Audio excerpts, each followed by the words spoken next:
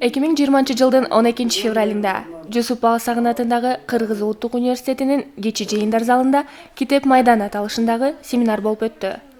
Иш-чаранын уюштуруучуларынын сап башында Кыргыз Улуттук университетинин студенттик кеңешинин мүчөсү Момунбекова Айданек турду.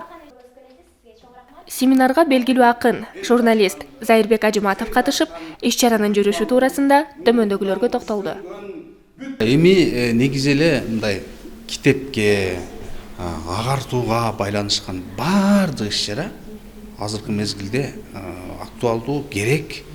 Анан мисалы мына аябай тыкан, өтө созулбай, баардык ордордунда жакшы өттү Китеп майданы иш-чарасы.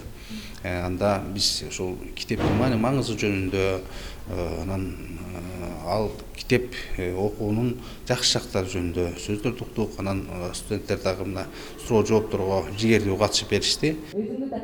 Ошондой эле коноктор Шанс китеп дүкөнүнүн директору Наргиза Узакбаева болуп, китеп дүкөнү туурасында кеңири маалымат берип, студенттерге ала келген китептерин белекке тапшырды.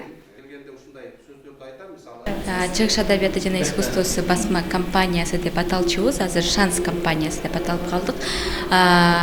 Биздики эң чоң корпорация деп айтсак болот, себеби дегенде Москва шаарында, Казакстанда, Минсктерде ачылган бул чоң корпорацияда. Эң биринчисинде ошо Москвада ачылган, андан кийин Кыргызстанда ачтык. Бул негизи ошо Кытайда окуп жүргөнүмдө ушундай кыялым бар болчу да, ошол китептерди кыргыз тилине которсо кандай сонун болмок депчи.